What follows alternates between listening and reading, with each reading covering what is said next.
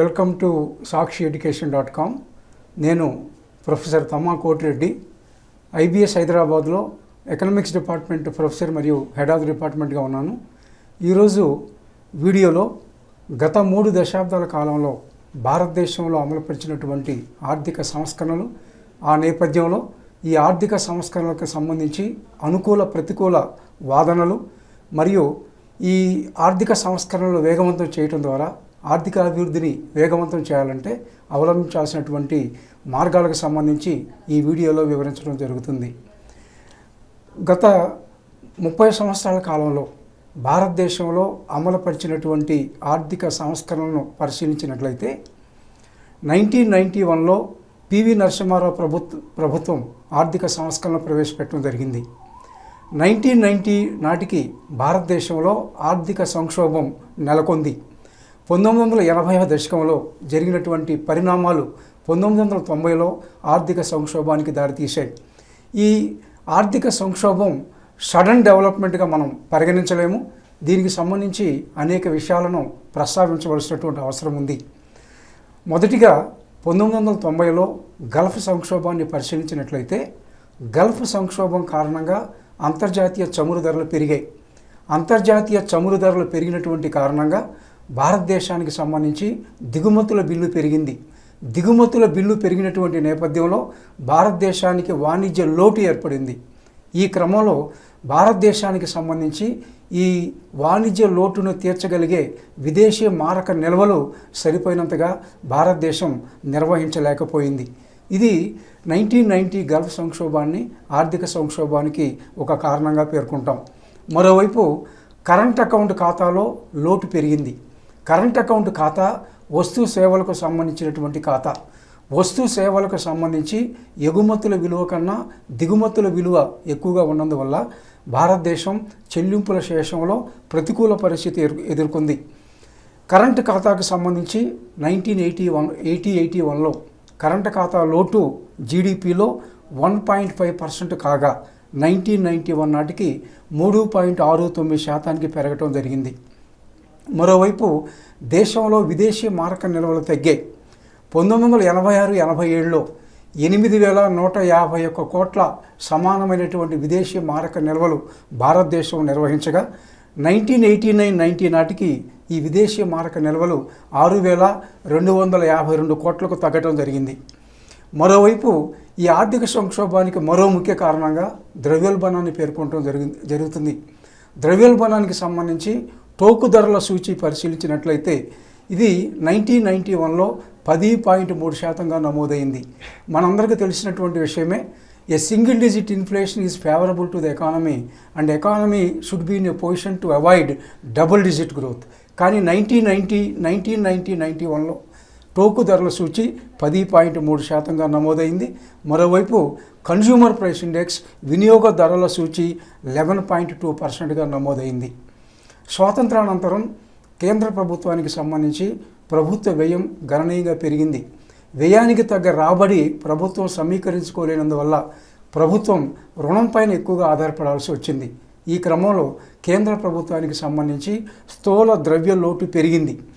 ఈ స్థూల ద్రవ్య లోటు 81-82లో జీడిపిలో 5.1% కాగా 1990-91 నాటికి 7.8% పెరగటం జరిగింది. ఈ క్రమంలో ఈ ద్రవ్య లోటు పెరిగినటువంటి కారణంగా ప్రభుత్వం అంతర్గత బహిర్గత రుణాలపై అధికంగా ఆధారపడటం జరిగింది. ఈ నేపథ్యంలో కేంద్ర ప్రభుత్వానికి సంబంధించి అంతర్గత రుణం పెరిగింది. ఈ కేంద్ర ప్రభుత్వం యొక్క అంతర్గత రుణం 1980-81లో 33.3% కాగా 1990-91 నాటికి 49.7% పెరగటం జరిగింది. ఈ మొత్తం జీడిపిలో భాగంగా పరిగణించడం జరుగుతుంది. మరోవైపు ఈ అంతర్గత రుణాన్ని పరిశీలించినట్లయితే జీడిపిలో 1980-81లో 33.3% కాగా 1990-91లో 49.7% పెరిగింది. ఈ ద్రవ్యలోటు పెరిగినటువంటి కారణంగా ప్రభుత్వానికి వడ్డీ చెల్లింపుల భారం పెరిగింది. ప్రభుత్వానికి ఎప్పుడైతే వడ్డీ చెల్లింపుల భారం పెరిగిందో ప్రభుత్వం చేసేటటువంటి ఉత్పాదక వ్యయం తగ్గుతుంది. ఉత్పాదక వ్యయం తగ్గినట్లయితే ఇది దేశ జీడిపి వృద్ధిపై ప్రతికూల ప్రభావాన్ని కలుగజేయటం జరుగుతుంది. మొత్తంగా కేంద్ర ప్రభుత్వానికి సంబంధించి మొత్తం రెవెన్యూ రాబడిలో వడ్డీ చెల్లింపుల వాటా 39.1%గా 1990-91లో నమోదైంది. 1990 వరకు, స్వాతంత్రం వచ్చిన తర్వాత 1991 వరకు ఈ భారత ఆర్థిక వ్యవస్థలో ప్రభుత్వ రంగ పాత్ర ప్రధానంగా ఉంది. పారిశ్రామికీకరణ ప్రభుత్వ రంగంలోనే జరిగింది. 1950-51లో కేంద్ర ప్రభుత్వ రంగ సంస్థలు 5 కాగా 1990 నాటికి 243కు పెరిగాయి. ఈ 243 ప్రభుత్వ రంగ సంస్థల్లో లాభదాయకత తగ్గింది. తద్వారా ఈ కేంద్ర ప్రభుత్వానికి ఈ సంస్థలు అత్యంత భారంగా పరిగణించాయి. ఒకవైపు ధరల విధానం లోపభూయిష్టంగా ఉండటం, రాజకీయ జోక్యం అధికంగా ఉండటం, అసమర్థ యాజమాన్యం, ఈ ప్రభుత్వ రంగ సంస్థల ఏర్పాటుకు సంబంధించి స్థల ఎంపికలో కొన్ని లోపాలు ఉన్నటువంటి కారణంగా ప్రభుత్వ రంగ సంస్థల లాభదాయకత తగ్గింది. మొత్తంగా ఇప్పటివరకు పరిశీలించినటువంటి విషయాలను మనం మరోసారి గమనం చేసుకున్నట్లయితే అధిక ద్రవ్య లోటు ఒకవైపు, విదేశీ చెల్లింపుల శేషంలో లోటు అధికంగా ఉండటం మరోవైపు, దీంతోపాటు ద్రవ్యోల్బణ పరిస్థితులు మొత్తంగా భారతదేశంలో ఆర్థిక సంక్షోభానికి కారణమయ్యాయి. ఈ క్రమంలో 1991లో అధికారంలోకి వచ్చినటువంటి పివి నరసింహారావు ప్రభుత్వం ఆర్థిక సంస్కరణలను ప్రవేశపెట్టడం జరిగింది. జూలై 1, 1991న మూల్యహీనీకరణ, rupee devaluation. So rupee devaluation అనేది ఆర్థిక సంస్కరణలో మొట్టమొదటి స్టెప్గా మనం పరిగణించవచ్చు. దీనికి తోడు దేశంలో విదేశీ మారక నిల్వలు తగ్గినటువంటి కారణంగా విదేశీ చెల్లింపులకు అవసరమైన మొత్తాన్ని ప్రభుత్వం నిర్వహించలేకపోయినందువల్ల రిజర్వ్ బ్యాంకు యొక్క ఆస్తుల నుండి 46.91 టన్నుల బంగారాన్ని బ్యాంక్ ఆఫ్ ఇంగ్లాండ్కు తరలించడం జరిగింది. ఈ మొత్తం రిజర్వ్ బ్యాంకు యొక్క రిజర్వ్ ఆస్తుల నుండి ఈ మొత్తం బంగారం 46.91 టన్నుల బంగారాన్ని బ్యాంక్ ఆఫ్ ఇంగ్లాండ్కు తరలించడం ద్వారా $400 మిలియన్ మొత్తాన్ని రుణాన్ని ప్రభుత్వం సమీకరించుకుంది. ఈ $400 మిలియన్ రుణాన్ని ప్రభుత్వం సమీకరించుకున్నందువల్ల ఈ విదేశీ చెల్లింపుల శేషంలో ఏర్పడినటువంటి లోటును ఒకవైపు భర్తీ చేయటం, మరొక వైపు విదేశీ రుణానికి సంబంధించి ఈ మొత్తాన్ని కేంద్ర ప్రభుత్వం వినియోగించుకోవడం జరిగింది. ఈ క్రమంలో ఆర్థిక సంస్కరణలో భాగంగా పారిశ్రామిక రంగ సంస్కరణలను ముఖ్య అంశంగా మనం పరిగణించవచ్చు. కేంద్ర ప్రభుత్వం 1991లో నూతన పారిశ్రామిక తీర్మానాన్ని ప్రకటించింది. ఉపాధి పెంపు, ఉత్పాదకత పెంపు, పోటీతత్వం పెంపు లక్ష్యాలుగా, దీనితో పాటు విదేశీ పెట్టుబడులను ప్రోత్సహించే క్రమంలో భాగంగా ఈ పారిశ్రామిక విధానాన్ని ప్రభుత్వం ప్రకటించింది. ఈ పారిశ్రామిక విధానంలో భాగంగా ప్రభుత్వ రంగం యొక్క పాత్రను కుదించడం జరిగింది. మరోవైపు ప్రైవేటీకరణకు పెద్ద ఎత్తున అవకాశం కల్పించడం జరిగింది. ప్రభుత్వ రంగ సంస్థలలో పెట్టుబడుల ఉపసంహరణ ప్రక్రియ ప్రారంభించడం జరిగింది. విదేశీ పెట్టుబడులపై ఉన్నటువంటి ఆంక్షలను కొంతమేర సరళించడం జరిగింది. 100% విదేశీ ప్రత్యక్ష పెట్టుబడులను శక్తి రంగంలోనూ, 100% ఎగుమతి ప్రాధాన్యత రంగంలోనూ, ఇన్ఫ్రాస్ట్రక్చర్ రంగంలోనూ అనుమతించడం జరిగింది. ఈ విధంగా పారిశ్రామిక రంగానికి సంబంధించి పారిశ్రామిక లైసెన్సింగ్ విధానాన్ని కూడా సరళీకరించడం జరిగింది. ఈ విధానాలు పారిశ్రామిక రంగ అభివృద్ధికి దోహదపడతాయని ప్రభుత్వం భావించడం జరిగింది. మొత్తంగా పివి నరసింహారావు హయాంలో ప్రభుత్వం అవలంబించినటువంటి ఆర్థిక సంస్కరణలో 2 అంశాలు మనకు స్పష్టమవుతాయి. ఒకటి స్థూల ఆర్థిక స్థిరీకరణ, 2 నిర్మాణాత్మక సంస్కరణలు. మొదటిగా స్థూల ఆర్థిక స్థిరీకరణను పరిశీలించినట్లయితే ఇది డిమాండ్ వైపు యాజమాన్యంగా దీన్ని పరిగణిస్తాం. It can be considered as demand side management. Number 2 నిర్మాణాత్మక సంస్కరణలను సప్లై సైడ్ మేనేజ్మెంట్గా పరిగణించడం జరుగుతుంది. ఇంతకుముందు మనం చెప్పుకున్నట్లుగా 1990లో టోకు ధరల సూచి 2 అంకెలకు చేరటం, వినియోగ ధరల సూచి 11% పైగా నమోదు కావటం, ఈ నేపథ్యంలో అల్ప మరియు స్థిర ద్రవ్యోల్బణాన్ని స్థిరంగా నిర్వహించటం మరియు సుస్థిరమైనటువంటి ఫిస్కల్ పొజిషన్ని దేశంలో నిర్వహించటం, సుస్థిరమైనటువంటి చెల్లింపుల శేషం నిర్వహించటం, ఇవన్నీ స్థూల ఆర్థిక స్థిరీకరణలో భాగాలుగా ఉంటాయి.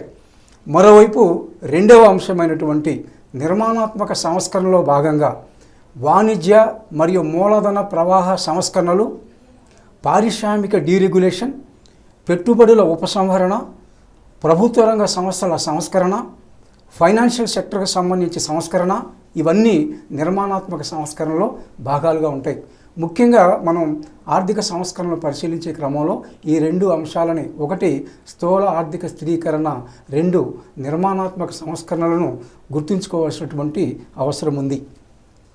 మరోవైపు భారతదేశంతో పాటు ఆర్థిక సంస్కరణలు ప్రారంభించినటువంటి బంగ్లాదేశ్, చైనా యొక్క ప్రగతిని ఈ ఆర్థిక సంస్కరణల కాలంలో పరిశీలించినట్లయితే, ఫర్ ఎగ్జాంపుల్ బంగ్లాదేశ్ 1971లో అవలంబించినటువంటి ఆర్థిక విధానాలు ఈ భారతదేశం అవలంబించినటువంటి ఆర్థిక విధానాలకు దగ్గరగా ఉన్నాయి. ఈ రెండు దేశాలు అవలంబించినటువంటి ఆర్థిక విధానాలను ఒకే విధంగా మనం భావించవచ్చు. చైనా 1970స్లో 1970వ దశకంలో ఆర్థిక సరళీకరణ విధానాలను ప్రవేశపెట్టడం జరిగింది. ప్రస్తుతం 1991 తర్వాత ప్రపంచీకరణలో భాగంగా చైనా, బంగ్లాదేశ్, భారతదేశాలు ప్రపంచ ఆర్థిక వ్యవస్థలో సంఘటితమయ్యాయి. అయితే ఈ మూడు దేశాల వృద్ధిని మనం సంస్కరణ యుగంలో పరిశీలించినట్లయితే చైనా సంస్కరణ కాలంలో అధిక ప్రగతి సాధించినట్లుగా మన గణాంకాలు తెలియపరుస్తున్నాయి. 1980 దశకం నుండి సగటు సాంవత్సరిక వాస్తవిక వృద్ధి చైనాలో అధికంగా నమోదైంది. 1980వ దశకం, 90వ దశకం మొత్తం 20 సంవత్సరాల కాలంలో చైనా సగటు సాంవత్సరిక వాస్తవిక వృద్ధి 10% నమోదు కాగా 2011-20 మధ్య కాలంలో చైనా వృద్ధి రేటు 6.8% తగ్గటం జరిగింది. ఇదే సమయంలో ప్రపంచ జీడిపిలో చైనా వాటా 1990లో 4% కాగా 2020 నాటికి 18% పెరిగింది. దీన్ని బట్టి ఆర్థిక సంవత్సరాల కాలంలో చైనా అనేక విధంగా లబ్ధి పొందినట్లుగా మనం భావిస్తాం. మరోవైపు మనం భారతదేశాన్ని పరిశీలించినట్లయితే భారత వాటా ప్రపంచ ఉత్పత్తిలో 1990లో 3.5% కాగా 2020 నాటికి 6.8% పెరగటం జరిగింది. బంగ్లాదేశ్ వాటా ప్రపంచ ఉత్పత్తిలో 0.3% నుంచి 0.7% ఇదే కాలంలో పెరగటం జరిగింది.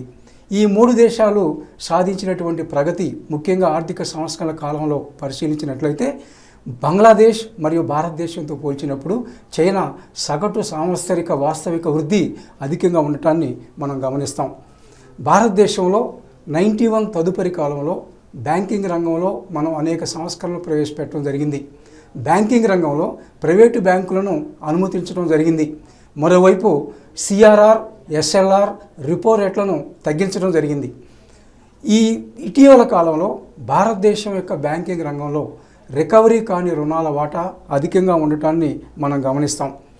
స్థూల రికవరీ కాని రుణాలు మార్చి 2020లో 11.3% కాగా మార్చి 2021 నాటికి 15.2% పెరిగాయి.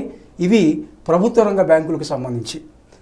జాతీయం చేయబడినటువంటి ఈ ప్రభుత్వ రంగ బ్యాంకుల యొక్క రికవరీ కాని రుణాలు మార్చి 2020లో 11.3% కాగా మార్చి 21 నాటికి 15.2% పెరిగాయి. మరోవైపు ప్రైవేటు బ్యాంకుల యొక్క స్థూల రికవరీ కాని రుణాలు ఇదే కాలంలో 4.2 నుంచి 7.3% పెరిగాయి. విదేశీ బ్యాంకుల యొక్క రికవరీ కాని రుణాలు 2.3 నుంచి 3.9% పెరిగాయి. దీన్ని బట్టి రికవరీ కాని రుణాలు బ్యాంకింగ్ రంగంలో పెరగటాన్ని ఈ ఆర్థిక సంవత్సరాల కాలంలో మనం భారతదేశంలో గమనించడం జరిగింది. ఈ ఆర్థిక సంస్కరణలకు సంబంధించి గత 30 సంవత్సరాలుగా అవలంబించినటువంటి ఆర్థిక సంస్కరణలకు సంబంధించి అనుకూల మరియు ప్రతికూల వాదనలను మనం పరిశీలించినట్లయితే, మొదటిగా అనుకూల వాదనలు మనం పరిశీలించినట్లయితే ఈ గత 30 సంవత్సరాల కాలంలో భారతదేశం సర్వీస్ ఓరియంటెడ్ ఎకానమీగా రూపొందడం జరిగింది. ప్రపంచవ్యాప్తంగా మనం అనేక దేశాలు పరిశీలించినట్లయితే ఆయా దేశాల జీడిపిలో సేవారంగ వాటా అధికంగా ఉన్న దేశాలు అభివృద్ధి చెందినటువంటి దేశాలుగా ఎక్కువగా నిలవటం జరిగింది. అదేవిధంగా భారతదేశంలో గత 30 సంవత్సరాల కాలంలో భారతదేశ స్థూల దేశీయోత్పత్తి జీడిపిలో వ్యవసాయ రంగ వాటా తగ్గుతూ పారిశ్రామిక సేవా రంగాల వాటా పెరిగింది. దీనిని బట్టి భారతదేశం వెనుకబడిన ఆర్థిక వ్యవస్థ నుండి అభివృద్ధి చెందుతున్న వ్యవస్థగా రూపాంతరం చెందిందని మనం భావిస్తాం. మరోవైపు గత 30 సంవత్సరాల కాలంలో ఈ ఆర్థిక సంస్కరణలో భాగంగా వృత్తుల వారీ పంపిణీలో కొన్ని మార్పులు చోటు చేసుకోవడం జరిగింది. వృత్తుల వారీ పంపిణీని మనం పరిశీలించినట్లయితే వ్యవసాయ రంగంపై ఆధారపడే శ్రామిక శక్తి కొంతమేర తగ్గుతూ పారిశ్రామిక సేవా రంగాలపై ఆధారపడే శ్రామిక శక్తి పెరిగింది. మరోవైపు భారతదేశంలో భౌతిక సాంఘిక అవస్థాపన సౌకర్యాలు పెరిగాయి. భౌతిక అవస్థాపన సౌకర్యాల్లో భాగంగా రైల్వే రూట్ లెంగ్త్ పెరిగింది. దీన్ని బట్టి దేశంలో రవాణా సౌకర్యాలు విస్తృతమయ్యాయని భావించవచ్చు. బ్రిటిష్ కాలంలో ముఖ్యంగా దేశంలో అవస్థాపన సౌకర్యాలు మెరుగుపడ్డాయి. అవస్థాపన సౌకర్యాల్లో భాగంగా రవాణా రంగంపై వీరు ఎక్కువగా దృష్టి కేంద్రీకరించారు. 12,000 కిలోమీటర్లకు పైగా రైలు మార్గం బ్రిటిష్ కాలంలో నిర్మించడం జరిగింది. ప్రస్తుతం దేశంలో రైలు మార్గం 16,600 కిలోమీటర్లకు పైగా రైలు మార్గాన్ని మనం గమనిస్తాం. మరోవైపు నీటిపారుదల సౌకర్యాలు గమనించినట్లయితే 1950-51లో 2 కోట్ల హెక్టార్ల భూమికి నీటిపారుదల సౌకర్యాలు లభింపగా ప్రస్తుతం 9 కోట్ల హెక్టార్లకు పైగా నీటిపారుదల సౌకర్యాలు ఉన్నాయి. 1950-51లో దేశంలో రోడ్డు మార్గం 4 లక్షల కిలోమీటర్లకు మాత్రమే పరిమితం కాగా ప్రస్తుతం 40 లక్షల కిలోమీటర్లకు పైగా ఈ రోడ్డు మార్గాన్ని విస్తరించడం జరిగింది. దేశంలో కమ్యూనికేషన్ సమాచార సౌకర్యాలు విస్తరించబడ్డాయి. మరోవైపు మానవాభివృద్ధి సాధ్యమైంది. మరోవైపు దేశంలో బ్యాంకింగ్ రంగ సంస్కరణలో భాగంగా దేశంలో ఫైనాన్షియల్ సెక్టర్లో డెవలప్మెంట్స్ అనేవి సాధ్యమయ్యాయి. ఇక ఈ అనుకూల వాదనలకు సంబంధించి కొంతమంది యొక్క అభిప్రాయాలు మనం పరిశీలించినట్లయితే గత 30 సంవత్సరాల కాలంలో ఈ ఆర్థిక సంస్కరణలు దేశంలో నూతన ఉద్యమత్వం పెరుగుదలకు దోహదపడ్డాయి. న్యూ ఎంటర్‌ప్రెన్యూర్‌షిప్ అనేది పెరిగింది. ఫర్ ఎగ్జాంపుల్ మనం ఇటీవల కాలంలో గమనిస్తూ ఉన్నాం. అనేక రాష్ట్ర ప్రభుత్వాలు, కేంద్ర ప్రభుత్వం అనేక పథకాల ద్వారా మహిళా ఉద్యమకారులు, ఎస్సీ/ఎస్టీ ఉద్యమకారులను ఎక్కువగా ప్రోత్సహించడం జరుగుతూ ఉంది. మరోవైపు స్కిల్ డెవలప్మెంట్కి ఎక్కువగా ప్రాధాన్యం ఇవ్వటం జరిగింది. ఈ స్కిల్ డెవలప్మెంట్కి ప్రాధాన్యత ఇవ్వటం, మరొక వైపు అన్ని వర్గాల ప్రజలలో ఉద్యమత్వం పెరుగుదలకు తీసుకున్నటువంటి చర్యలు దేశంలో గత 30 సంవత్సరాల కాలంలో నూతన ఉద్యమత్వం పెరుగుదలకు దోహదపడిందని భావిస్తాం. ప్రస్తుతం భారతదేశం ప్రపంచవ్యాప్తంగా కన్జ్యూమర్ మార్కెట్కు సంబంధించి, వినియోగ మార్కెట్కు సంబంధించి 6వ అతిపెద్ద ఆర్థిక వ్యవస్థ. మరోవైపు నామినల్ జీడిపికి సంబంధించి ప్రపంచంలో 6వ అతిపెద్ద ఆర్థిక వ్యవస్థ. మరోవైపు జీడిపి అంటే స్థూల దేశీయ ఉత్పత్తి కొనుగోలు శక్తి సామ్యం ఆధారంగా భారతదేశం 3వ అతిపెద్ద ఆర్థిక వ్యవస్థ. ప్రపంచవ్యాప్తంగా నామినల్ జీడిపికి సంబంధించి భారతదేశ స్థానం 145వగాను, మరోవైపు స్థూల దేశీయ ఉత్పత్తి కొనుగోలు శక్తి సామ్యం ఆధారంగా 122వ స్థానంగాను ఇటీవల ఇంటర్నేషనల్ మానిటరీ ఫండ్ పేర్కొనడం జరిగింది. ఓవరాల్గా ఈ ఆర్థిక సంవత్సరాల కాలంలో భారతదేశం కొరతతో కూడిన ఆర్థిక వ్యవస్థ నుంచి స్వయం సమృద్ధి గల ఆర్థిక వ్యవస్థగా రూపాంతరం చెందడం జరిగింది.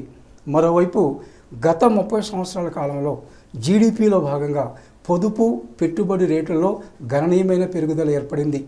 ఇటీవల మనం గమనించినట్లయితే దేశంలో పొదుపు రేటు సగటున జీడిపిలో 30% నమోదవుతూ ఉన్నది. మరోవైపు పెట్టుబడి సగటున జీడిపిలో 31% నమోదవుతూ ఉన్నది. గత 30 సంవత్సరాల కాలంలో జనాభా 88 కోట్ల నుండి 138 కోట్లకు పెరిగింది. జనాభాలో విపరీతమైన పెరుగుదల ఒకవైపు మనం గమనించాం, మరొక వైపు పేదరికంలో తగ్గుదలను గమనించడం జరుగుతుంది. 88 కోట్ల జనాభా ఉన్నటువంటి పరిస్థితుల్లో ఉన్నటువంటి పేదరికంతో పోల్చినప్పుడు ఆ పేదరిక శాతం సగానికి ప్రస్తుతం తగ్గటం జరిగింది. ఇటీవల మనం దేశంలో అవస్థాపన సౌకర్యాల పెరుగుదల గమనించాం. ఆర్థిక సంస్కరణలో భాగంగా అనేక అవస్థాపన సౌకర్యాల కల్పనలో పబ్లిక్ ప్రైవేట్ పార్ట్నర్షిప్ని మనం ప్రోత్సహించడం జరిగింది. ఈ పబ్లిక్ ప్రైవేట్ పార్ట్నర్షిప్లో ఎక్స్ప్రెస్ హైవేస్ నిర్మాణాన్ని చేపట్టాం, నౌకాశ్రయాల నిర్మాణాన్ని చేపట్టాం, విమానాశ్రయాల నిర్మాణాన్ని చేపట్టాం. ముఖ్యంగా ప్రపంచ స్థాయి మౌలిక సదుపాయాల కల్పనకు ప్రభుత్వం సంకల్పించింది. ఈ ఆర్థిక సంస్కరణల కాలంలో పబ్లిక్ ప్రైవేట్ పార్ట్నర్షిప్ అనేటువంటి ఒక నమూనా ద్వారా ప్రపంచ స్థాయి మౌలిక సదుపాయాల కల్పన జరిగిందని ఈ ఆర్థిక సంస్కరణలకు అనుకూలంగా వాదించేటటువంటి వారి అభిప్రాయం. ఈ వాస్తవిక జీడిపి వృద్ధిని పరిశీలించినట్లయితే సగటు సాంవత్సరిక వాస్తవిక జీడిపి వృద్ధి real GDP growth in India 1990లో 5.6% కాగా 2000లో 2000s మీన్స్ 2001 నుంచి 2009-10 వరకు సగటున 7.6%, మరియు 2011-2020 మధ్యకాలంలో 5.2% తగ్గటం జరిగింది. ముఖ్యంగా ఆర్థిక సంస్కరణల ముందు కాలంతో పోల్చినప్పుడు ఆర్థిక సంస్కరణల తదుపరి కాలంలో అంటే గత 30 సంవత్సరాల కాలంలో సగటు సాంవత్సరిక వాస్తవిక జీడిపి వృద్ధిలో పెరుగుదలను మనం గమనించడం జరిగింది. ముఖ్యంగా 1990s అనగా అంటే 1991 నుంచి 2000 ఇక్కడ సగటు సాంవత్సరిక వాస్తవిక జీడిపి వృద్ధి 5.6% అయితే 2001 నుంచి 2009-10 మధ్యకాలంలో 7.6%, 2011-20 మధ్యకాలంలో 5.2%గా నమోదైంది. మరోవైపు ప్రపంచవ్యాప్తంగా అనేక పరిణామాలు సంభవించాయి. మనం ఆసియా దేశాల్లో సంక్షోభాన్ని గమనించాం, మరోవైపు అమెరికా సంక్షోభాన్ని గమనించాం, ఇటీవల కోవిడ్ కారణంగా ఏర్పడినటువంటి సంక్షోభాన్ని గమనించాం. ఈ అన్ని సంక్షోభాలను తట్టుకునేటటువంటి విధంగా భారతదేశంలో విధానాలను రూపకల్పన చేయటం జరిగింది. ఈ సంక్షోభాలన్నీ నివారించేటటువంటి క్రమంలో ప్రపంచ ఆర్థిక వ్యవస్థలో వస్తున్నటువంటి మార్పులకు నేపథ్యంలో మనం ద్రవ్య విధానాన్ని, కోశ విధానం, వాణిజ్య విధానం, ధరల విధానాన్ని సక్రమంగా రూపొందించుకోవటం జరిగింది. ఈ గత 30 సంవత్సరాల కాలంలో కొన్ని ఆసియా దేశాలతో పోల్చినప్పుడు ముఖ్యంగా దక్షిణ కొరియా, సింగపూర్, మలేషియా, హాంకాంగ్కు దీటుగా భారతదేశం వృద్ధి సాధించిందని ఈ ఆర్థిక సంస్కరణల అనుకూలవాదుల అభిప్రాయంగా ఉంది. ఆర్థిక సంస్కరణల అనుకూలవాదుల అభిప్రాయంలో గత 30 సంవత్సరాల కాలంలో ద్రవ్యోల్బణాన్ని నివారించడం జరిగింది. ద్రవ్యోల్బణాన్ని పూర్తిగా నివారించాము అని చెప్పడానికి ఇక్కడ మనం ఆ విధంగా చెప్పలేము. అయితే రిజర్వ్ బ్యాంక్ ఆఫ్ ఇండియా ఒకవైపు అనుకూలమైనటువంటి ద్రవ్య విధానాన్ని అవలంబించడం ద్వారా ద్రవ్యోల్బణాన్ని కొంతమేర నివారించడం సాధ్యమైంది. మరోవైపు ప్రభుత్వ కోశ విధానం కూడా ఈ ద్రవ్యోల్బణ నియంత్రణకు కొంతమేర దోహదపడిందని ఈ సంస్కరణ యొక్క అనుకూలవాదుల అభిప్రాయం. లోటు బడ్జెట్కు సంబంధించి లోటు బడ్జెట్ యొక్క నియంత్రణ ఈ సంస్కరణ కాలంలో సాధ్యమైందని అనుకూలవాదుల అభిప్రాయం. మరోవైపు మానవాభివృద్ధిని పరిశీలించినట్లయితే మానవాభివృద్ధి అధికంగా జరిగినట్లుగా అనుకూలవాదులు అభిప్రాయపడటం జరిగింది. 1990లో ఆయు ప్రమాణము 57.9 సంవత్సరాలు కాగా 2019లో 69.7 సంవత్సరాలకు పెరిగింది. మరోవైపు ఆరోగ్యానికి ప్రామాణికంగా భావించే శిశు మరణాల రేటు 1990లో ప్రతి 1000 జననాలకు 88.6 కాగా 2019లో 32కు తగ్గాయి. ఈ విధంగా ఆరోగ్యానికి సంబంధించి ముఖ్య ప్రామాణికమైనటువంటి శిశు మరణాల రేటు తగ్గుదల దేశంలో పెరుగుతున్నటువంటి ఆరోగ్య ప్రమాణాలను సూచిస్తూ ఉంది. ఎడ్యుకేషన్కు సంబంధించి మీన్ ఇయర్స్ ఆఫ్ స్కూలింగ్ 1990లో 3 సంవత్సరాలు కాగా 2018లో 6.5 సంవత్సరాలకు పెరగటం జరిగింది. ఈ విధంగా ఆర్థిక సంస్కరణలు గత 30 సంవత్సరాల కాలంలో దేశంలో విజయవంతమైనట్లు, అనేక రంగాలలో అభివృద్ధి సాధ్యమైనట్లు అనుకూలవాదులు అభిప్రాయపడటం జరిగింది.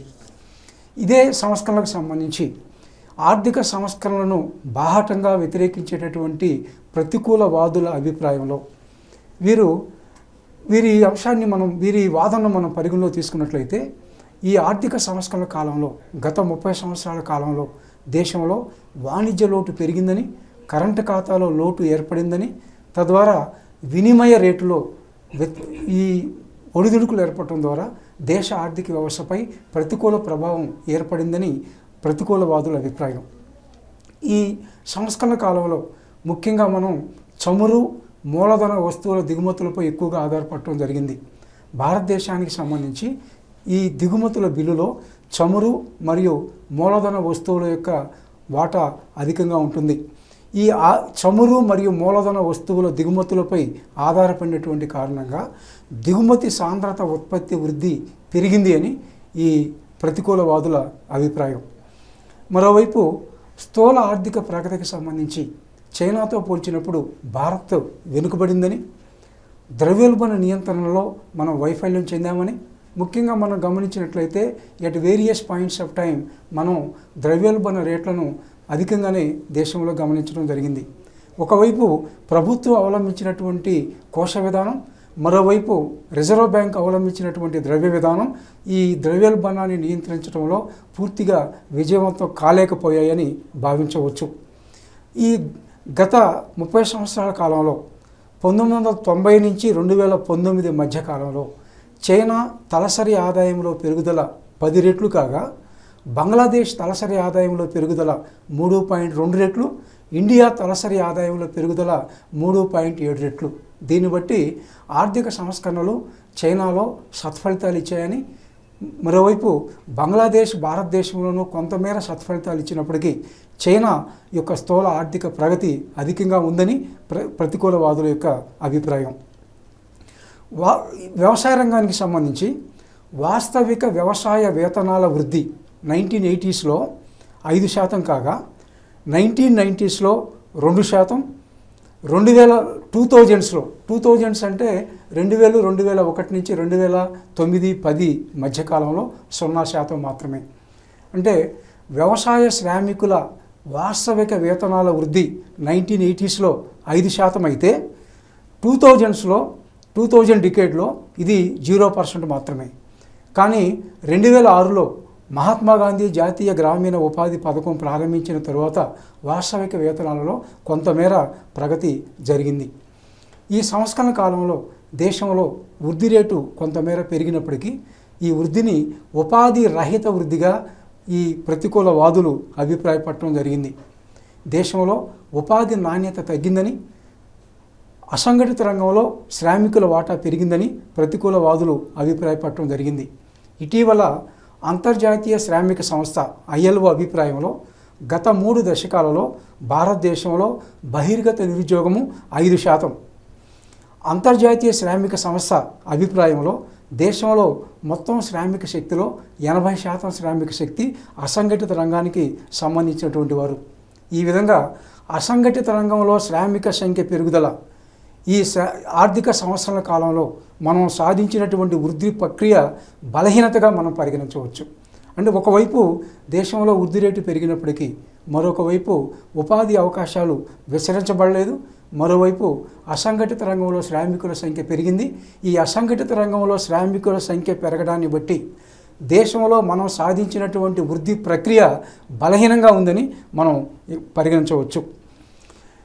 ప్రపంచ అభివృద్ధి సూచిక వరల్డ్ డెవలప్మెంట్ ఇండికేటర్స్ 2016 ప్రకారం దిగువ 10% కుటుంబాల సగటు కుటుంబ వ్యయం, మొత్తం దేశంలోని కుటుంబ వ్యయాల్లో దిగువ 10% కుటుంబాల సగటు వినియోగ వ్యయం 2011లో కేవలం 3.6% మాత్రమే.